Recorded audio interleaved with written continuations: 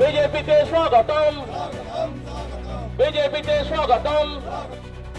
ফের ভাঙন শাসক শিবিরে। দুর্গাপুরের ৩৯ নম্বর ওয়ার্ডে আশিসনগর বেলতলায় তৃণমূল ছেড়ে বিজেপিতে যোগ দিলেন প্রায় ৫০টি পরিবার। দলত্যাগীদের হাতে বিজেপির পতাকা তুলে দেন দুর্গাপুর পশ্চিমের বিজেপি প্রার্থী লক্ষণ চন্দ্র ঘুরুই। যেই ওয়ার্ডেই যাচ্ছে সেই ওয়ার্ডে তৃণমূল, সিপিআইএম, কংগ্রেস ছেড়ে বিজেপিতে যোগ দিচ্ছেন কর্মী সমর্থকরা। এটাই পরিবর্তনের লক্ষণ বলে দাবি দুর্গাপুর পশ্চিমের বিজেপি প্রার্থী লক্ষণ চন্দ্র ঘুরুইয়ের। দলীয় নেতৃত্বের প্রতি আস্থা হারিয়ে দলত্যাগ। দাবি দলত্যাগী তৃণমূল কর্মীদের। ভাতা নয়, চাকরির লক্ষ্যে পরিবর্তন প্রয়োজন বলে দাবি দলত্যাগী তৃণমূল কর্মীদের।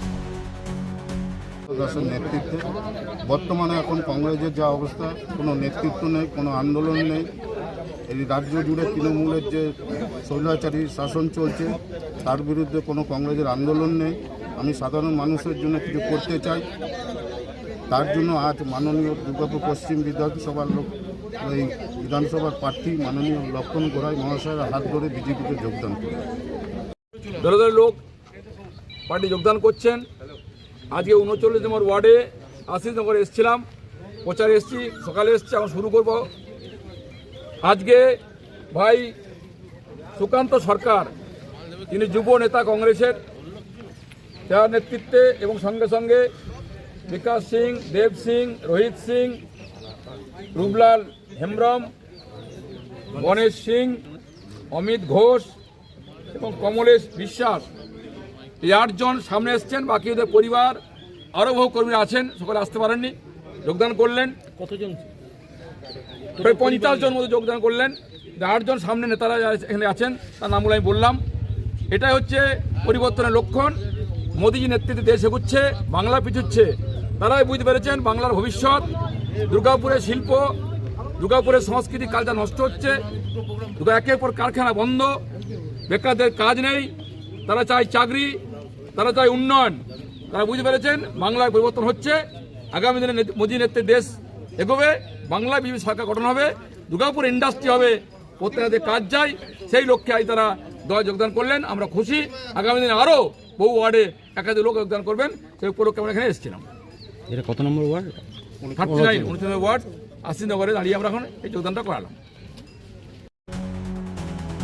নাটক শুরু করেছেন বিজেপি প্রার্থী। নিজেদের লোকজনদের ঘটা করে বিজেপিতে যোগদান করিয়ে ভোট যুদ্ধের বৈতরণী পাওয়ার চেষ্টা করছে লক্ষণ ঘুরুই।